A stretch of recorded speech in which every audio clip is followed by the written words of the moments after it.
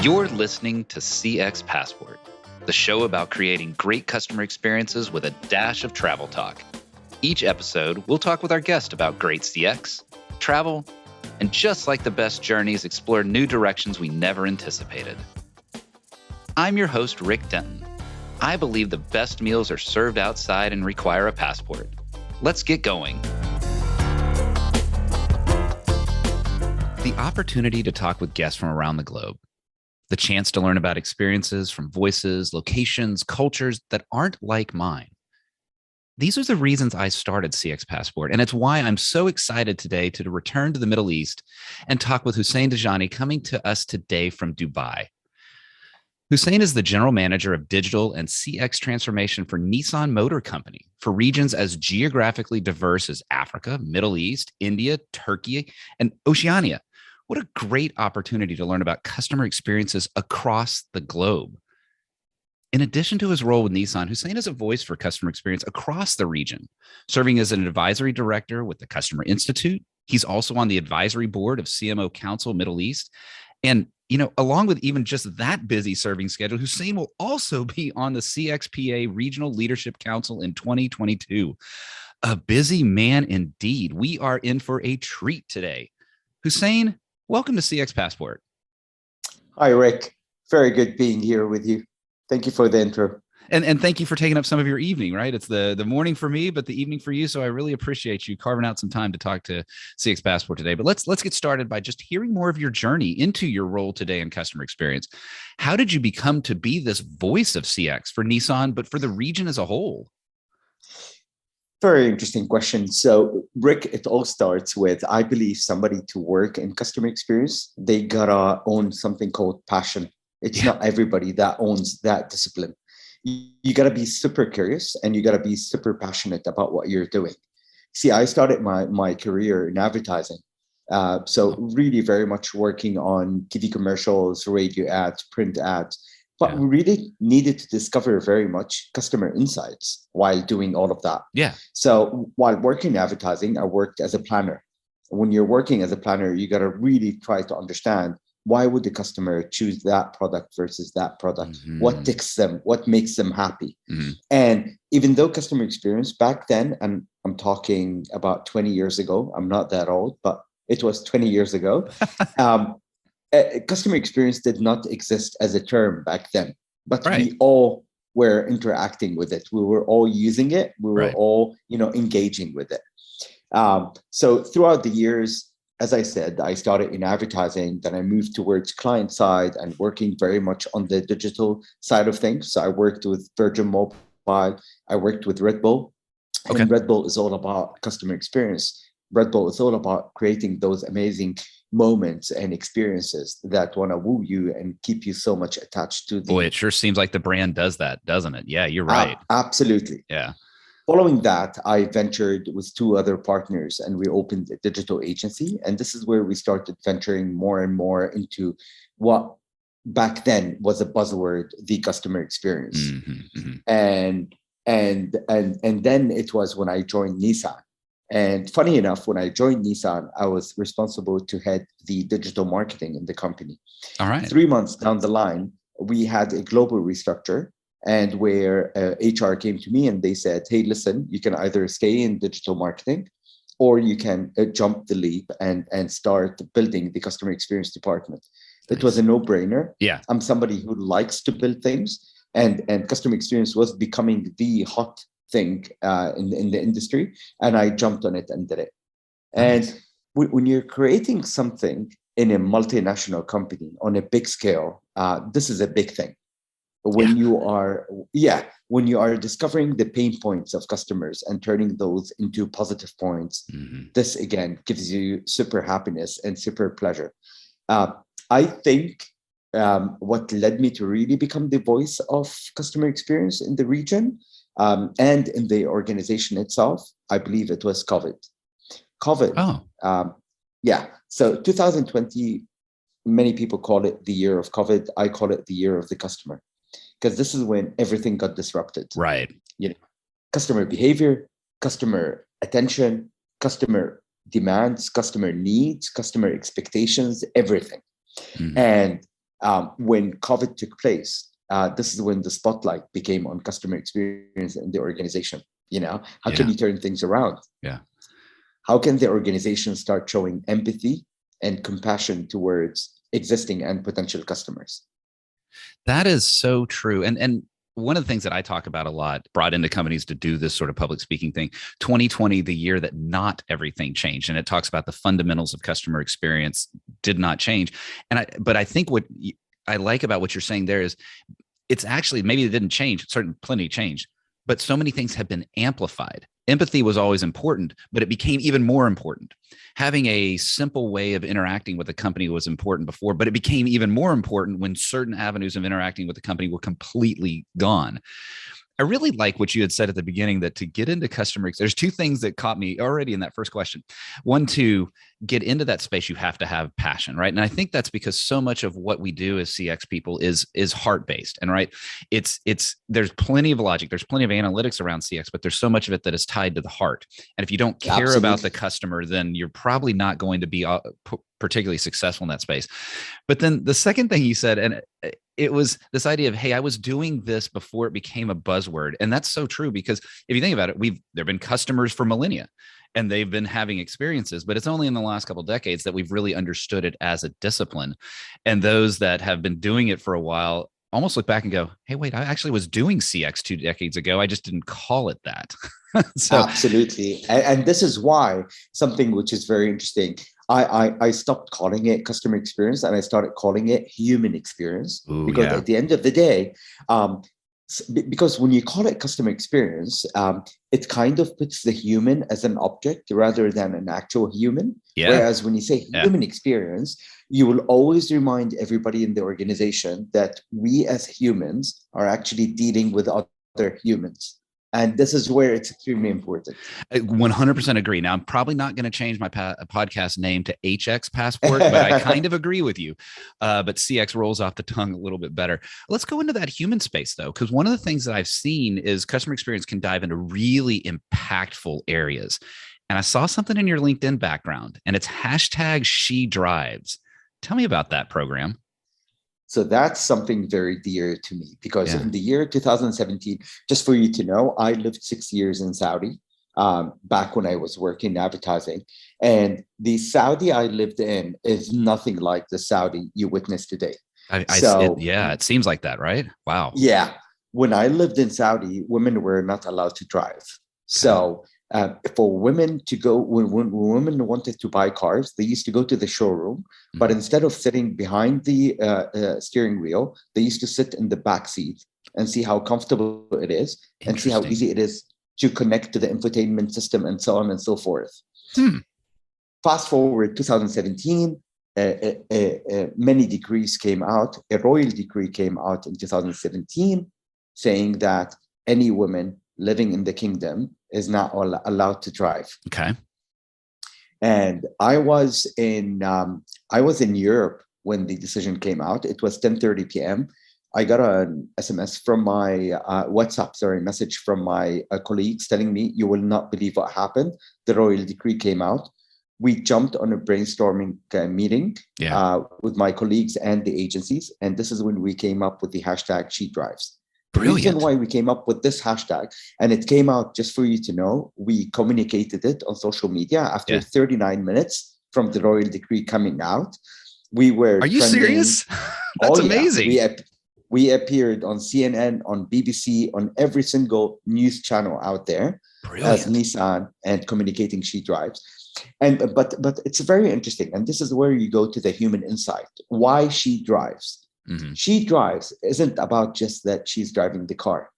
If you look at all these statistics in Saudi, the woman in Saudi is driving things in her family. She's the one who's keeping everything together. So she's driving the family life. 60% of businesses in Saudi are owned by females. So she's driving things. She's driving things in her society. Most of MBA students and PhD holders are females. So she's driving this. She's driving things from an education perspective. So SheDrives has so many meanings behind it. And this is why we decided to take out that hashtag. And what was really interesting, the plate number of the cars in Saudi are usually, they put the flag of the country, and next to it they put 4 numbers, and then they put 3 letters. So what we did is we wrote 2017, and then we wrote JRL, girl. Nice. Yes. All right. What a program. And it amazes me that y'all were able to pivot that quickly, to have something coming out 39 minutes after a decree. What that tells me is that even before that, you were already plugged into that human experience, already had some sense. Some of what you're describing there, the she drives, that goes well beyond just being in a vehicle and driving that vehicle, shows me that you already had that sense of empathy. You already had that understanding of the voice of the customer and what that customer experiences in their life. And then being able to draw that into a campaign and create that overall customer experience. Brilliant. Wow. You said something interesting here. You said you drew it into a campaign.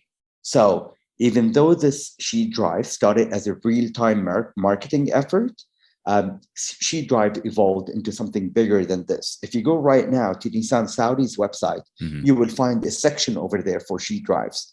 We turned She Drives from a campaign concept into a full customer promise from our side. And by that is we created that section on the website, the only automotive that created that, and the only market in Nissan Global. Because if you take a look at all automakers, all their communication is targeted towards males. Nothing is about females. We were the first ones to actually go and communicate to females, offering to women who actually want to go and drive. We created a tool called Model Matchmaker, which is supported through machine learning, which will be able to help a woman identify which is the right car for her. What I certainly hearing out of you, Hussein, here is the idea of being attuned to what that customer needs, whatever that customer needs. So in this case, if it had been a generation of women who had not had the opportunity, had not been granted the opportunity to drive and learn the things that others might just take for granted, well, then let's, in a supportive way and an empathetic way, help bring them into that. And there's obviously kind of a benefit to Nissan, right? Everything we're saying sounds very good and from the heart, and it's the right thing to do as humans, but it clearly helped the business as well, because now there's an entire population that is now a potential consumer, and that consumer will migrate to a brand that honors them and migrates to a brand that understands their experience, their needs, their desires, and treating that human experience, that voice of the customer, in a way that brings them to the realization that, oh, this brand cares about me. They care about my experience. I want to shop at that brand. And what's really interesting is that when we talk about customer experience, people immediately think it's digital customer experience. When you take a look at She Drive, the interesting thing about it is we had to go all the way to the nitty-gritty details. And by that is when a woman walks inside the showroom, we created a section for her inside the showroom, which is tailored to where she drives. Even more interesting, we had to debate and to research whether do we put female sales consultants or we put male sales consultant. Who would a female be more comfortable with? Right. And interesting, out of the insights of the surveys, we discovered that they actually would rather talk to a male sales consultant. Okay. You see, we went down all to the nitty-gritty details. I think what'll be interesting to watch in that evolution, because everything you're saying, I guarantee there could be listeners here going, no, that's wrong. What do you mean? Of course but what I see here is sort of an evolution, and it'll be interesting to talk to you 2 years from now, 5 years, a decade from now, and if that same insight is the same, or if there's a journey that takes place, and that perhaps we evolve to a scenario where there is no need for the She Drives section, because it is just a customer who is coming in and shopping. And I can't predict that, but it will be interesting to watch that. And what I sense from you and from Nissan is the idea of, but we're going to continue to listen to the customer so that we can keep evolving that direction. Let me take us down a different tact here. And it is the chip shortage. It's coming to mind, and it clearly has impacted customer experience from an automobile purchase perspective. I know here in the US, I keep hearing all sorts of ads of, please let us buy your car so that we can have a car to sell. Yep. Now, I know that it's affected beyond the auto industry, but let's obviously talk about the auto industry. How does that impact your responsibility for customer experience? This is super interesting what you just tapped on, because the semiconductor issue has affected, and it's actually going to affect everything that requires a chip inside of it. Right. Mobile phones, TVs, fridges, everything, microwaves, so on I and even so forth. saw that the credit card industry is impacted. Exactly. The simple production of a credit card that is chip-based may be impacted by the chip shortage. I never would have thought of that, right? Absolutely. So when you come and think about it, the supply of vehicles is going to get less and less, which means that when you walk inside the showroom, you want to buy a vehicle, we're going to have to tell you that, yeah, we were able to sell it to you, but the waiting time is going to be 6 months. Now, you as a customer, exactly. You as a customer, I want to buy a car 6 months. No way. I'm not going to be waiting for it. I'm paying for it a huge sum of money. Yeah. No, I want it right now. So how do you manage that? How do you ensure that you actually don't lose that lead? You keep him interested in your brand, and you keep him enticed to wait till they actually get the car. Mm-hmm. Because at the end of the day, we're not after just a financial transaction. We're after winning the hearts and the minds of people rather than winning just the share of their pockets. And this is where it becomes. Yeah. Is that, I'm kind of curious. Okay. So in the US, and this is where I actually do not know the rest of the world, but in the US, there is a stereotype, and it is not 100% true, but it is true in some segments, that the car dealership experience is a negative one, that it is usually not about that relationship. It may be faux relationship, but it really is. Once I extract the sale from you, I'm out of there. Now, I don't know if that holds true for the rest of the globe. Maybe you can kind of enlighten me there, but you're saying something different to my mind, and that is the idea of the relationship. So with the chip shortage heightening that for you and your customers of Nissan, how have you gone about building that relationship so that it is in an authentic way and not just this perception of the customer? Yeah, okay, they're stringing me along because they want to make sure I give them the final payment. Look, the Middle East region is built very much on human relationship. Okay. Really a lot on a human relationship, even though and regardless of the digital adoption growing massively in the region, still people like the human relationship very, very much. So when you call a bank and you get the IVR answering you request to speak to a call center agent. You want to have that human touch. Yeah. And this is where it plays a very important role. Thankfully, we have a very strong relationship between us and our dealers. And once the semiconductor issue started rising, we needed to manage that issue very well. And this is where CRM plays a very important role. How do we go about the communication with our customers, be it on emails, be it on WhatsApp, which is the new channel of communication, or be it through SMSs. This is extremely important. But the other important thing is, you've got new cars and you've got used cars. This is where you need to very much play the role of understanding if the need is super high for the customer. Let's start looking at our inventory. Do we have anything in the used car that might appeal to the customer or not? So you got to come to the customer with options rather than just throw to them the idea of it's a waiting time of 6 months. Yeah. We've developed a tool called Track My Car. So from the minute you book the car or you put your interest in it, you'll be able to track online where exactly the vehicle is. Oh, so I like that. Yeah. Yes. Now in the US, very interesting. We don't do. I would say that most of the customers are buying inventory off the lot. Now this is pre-chip shortage, just normal buy off the lot. But I've actually had once in my life, actually, it was the last vehicle that my wife and I bought. She gets the beneficiary of driving it. We ordered one and it was going to be made and delivered and the like. And I think that tracker would have been interesting. It was not Nissan, but I won't name the brand. But that tracker would be really interesting. That visibility, it comes up in so many industries. In an insurance industry, where's my claim? Where's my pizza? Right? All over. Why can Amazon do it and you can't do it? See, that's the thing. I'm going to completely switch topics on you here for a second because I cannot wait another moment talking to somebody from your beautiful region and not ask you about travel. You have mentioned to me before a trip to Abu Dhabi that included a stay at the beautiful Ritz Carlton. I just want to hear about that trip. Tell me about that trip. It's absolutely beautiful. See, we are living in the age of personalization. And what do we mean by that is every single organization is trying to capture your data And many people are very reluctant about revealing their data or giving access to their data, except if they're getting something in return for that. Right. So customers are ready to give you all their data as long as they know what's in it for them. And this is what happened with the Ritz Carlton. It was the Formula One in Abu Dhabi. Oh yeah. And I went there. I was staying in the Ritz Carlton. I will mention the name because I'm very proud of that brand. As soon as I arrived there, so prior to going there, when I reserved, they asked me a set of questions. So very basic ones, but they asked me questions, and I was more than happy to give it to them because I was eager to see, as a customer experience specialist, you're testing them, I was aren't eager you? to see exactly. And I'm guilty of doing that too. I bet they hate customer experience people, right? Oh, big time. So I reached the hotel, and it was amazing.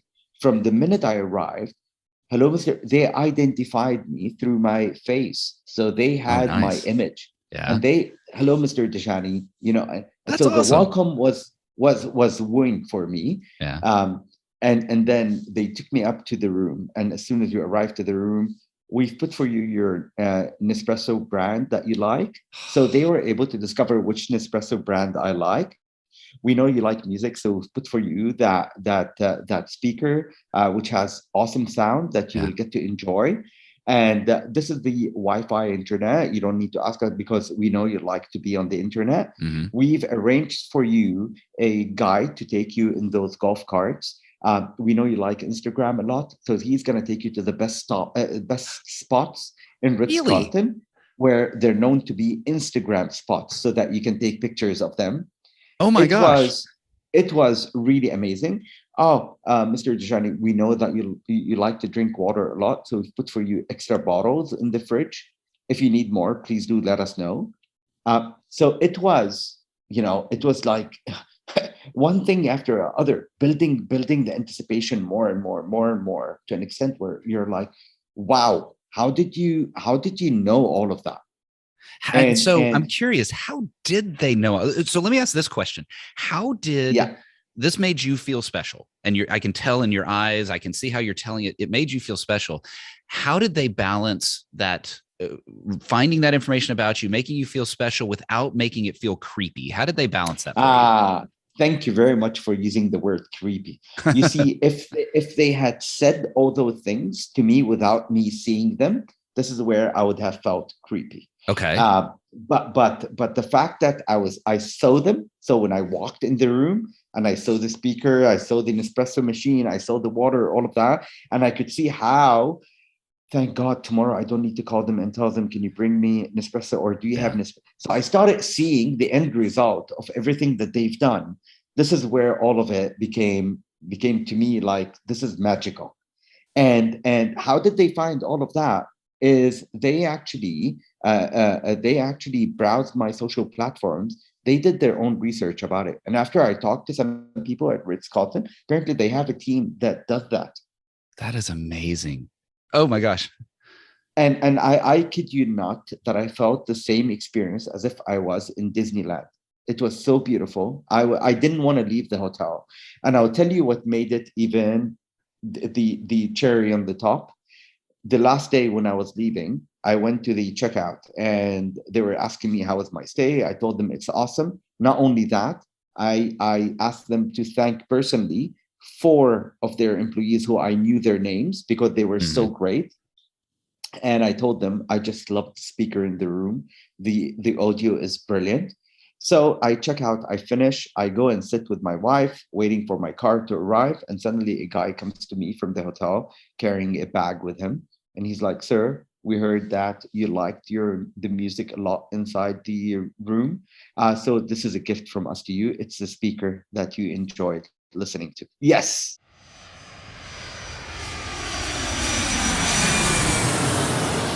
Hussein, that is amazing. What a phenomenal story. I'm going to invite you into the first class lounge here, but I kind of think the first class lounge might feel kind of downgrade for what you're experiencing there. I need to go check out this Ritz Carlton. It sounds spectacular, but even still, join me here in the first class lounge. Let's have a little fun here. What is a dream travel location from your past?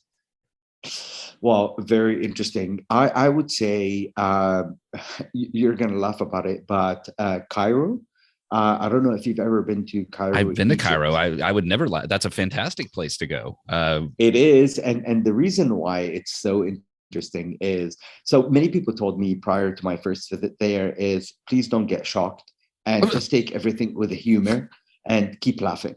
And Hey, I'll tell you, from the minute I landed till the minute I left, it's like I'm inside a scene of a comedy movie that's not ending.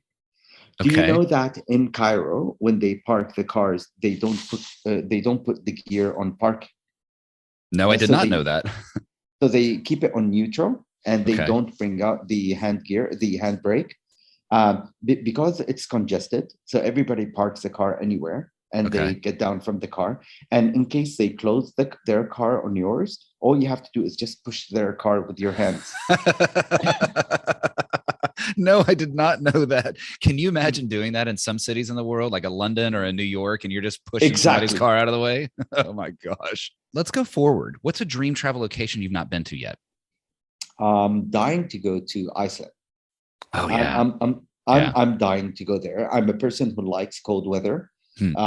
I'm a person who wants to see the northern lights, Yeah. and I'm a person who likes tough challenges. So Iceland, really tough terrain, Yeah. very harsh weather. I want to experience this. I want to be able to experience that. There's a beauty and a grittiness to Iceland that I think is very attractive. What is now travel and food go very much hand to hand. What is a favorite thing to eat?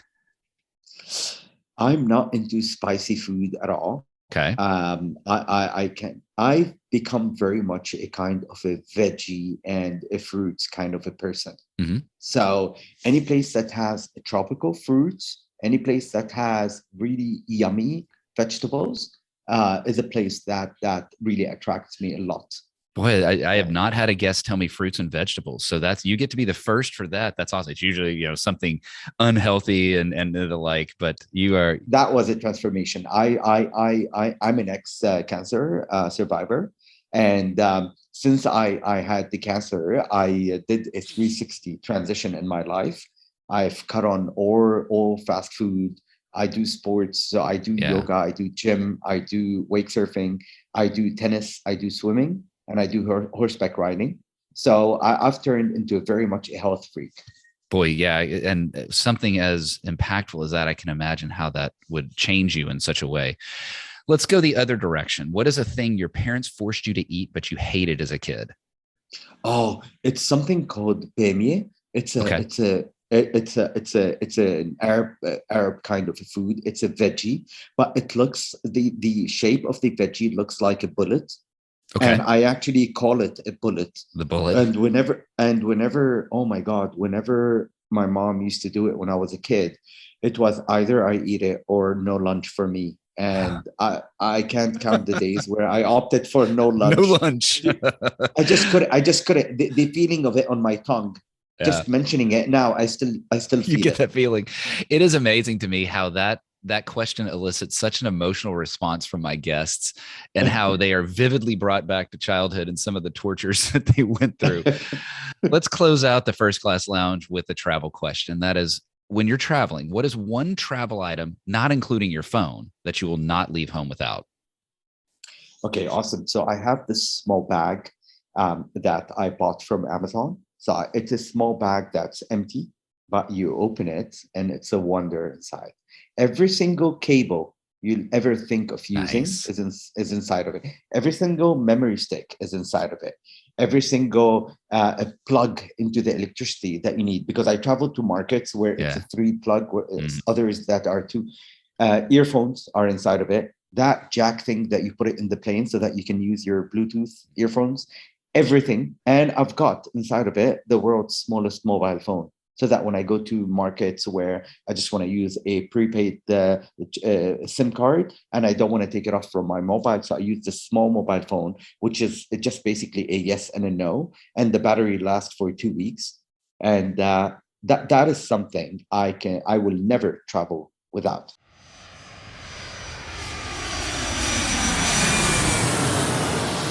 Hussein, I am sad by about what I'm about to say. And we are out of time. I am shocked. This conversation, I want to continue on, but there's a question that I don't want to leave. So we're going to go a little bit longer here. But I know that you're responsible for digital and CX transformation, but we've talked about human. Heck, you even said we should rename it to HCX, right? Human CX. But I know that the pandemic has made the CX world focus on digital solutions for the last few years. And that's good. That's not a bad thing. But I fear, and I've asked this of a lot of guests, I fear that the pendulum swung too far. So how do you keep the humanity in your approach to digital and customer experience? Such a great question, because this is where when launching any solution, be it digital, physical, or anything, you're going to make sure that that solution is not about just ticking the box and I launched that solution. Is it really adding value to customers' lives or not? Is it customer centric or not? And more important, is it actually working? And how do you define all of that? Is through data, the power of data. You see, you will never be able to launch something without doing, first of all, an A/B test, or it could be ABC test, to really identify whether it fits with the personas that are your customers. Number two is look at the data, digest the data, if it's actually working or not. And third, and which is the most important one, when launching a solution, if your employees or the frontliners are not convinced of that solution, you will never be able to let customers. So you got to make sure that you get the buy-in of everybody in the organization into it. And that's super key.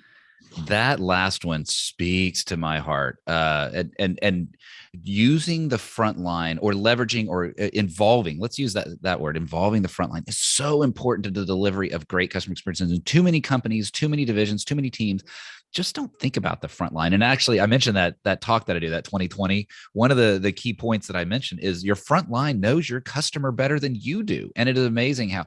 And so for you to say that, Hussein, I think it's a great way to close out this episode, is the idea of that if you want to keep the humanity in your customer experience, leverage, use, involve, realize that your front line are the ones that know it best. If we were ending, I want to end it with one question to you and to our listeners. And I've never been asked this question. Exactly, and that's what makes it interesting, because that question is an exercise that we do at Nissan. See, we are on a mission to transform the organization into becoming a customer-centric one. Now, if I came and asked you, Rick, can you please tell me about bad experiences you've had with organizations? You can sit for 24 hours naming them, one after the other. Sure. If I came and told you, Rick, can you please name for me the last best experience that you've had with an organization? You will need to think about it. And you'll most probably be able just to count 2, 3, maybe 4. The last best experience. So what we do on a quarterly basis in the company is we gather the employees, we get Post-it notes, and we ask them to write down the last best experience that they've had during that quarter. And we put them on the wall. And we let each employee talk about them. The reason for that is we want to be able to beat the last best experience that every customer has gone through. This is where we know that we've actually reached the ideal level of customer centricity. That is brilliant. It supports everything that I've. So if you'd asked me that question, that is exactly how I would want to go about doing it. It is so true that the frontline, the employees, can guide you to that. And even if their answer to that question is not something from your own industry, it still provides that information on how you do that. How you're doing that with the frontline. You and I almost could have a whole separate episode about a frontline conversation. Maybe we will in several months. But the idea of that is so central to the delivery of great customer experience. Hussein, you've left me with wonderful thoughts. You've amplified my thinking around customer or human experience. How can others, if they want to learn more about your approach, understand, or even just get in touch with you? What's the best way for folks to get in touch with you? LinkedIn is the platform that I use the most. It's the one that I've been spending so much time on over the last couple of years. And then I upload as well on YouTube all the conferences or events I've spoken in. So they will be able to understand a little bit more about the topics I talk about. Awesome. I'll get all that in the show notes. I can definitely tell that there needs to be some companies that are reaching out to you for some speaking so that they can improve their experiences. Hussein, a brilliant conversation from the beginning. I've enjoyed everything. I mean, talking about She Drives, how you got into customer experience, the chip shortage. We were all over the place. And my goodness, that experience in Abu Dhabi, beautiful. But closing out with how the front line is so central to the delivery of great customer experience. I love landing there. Hussein, thanks so much for being on CX Passport. Enjoyed it very much. Thank you so much, Rick.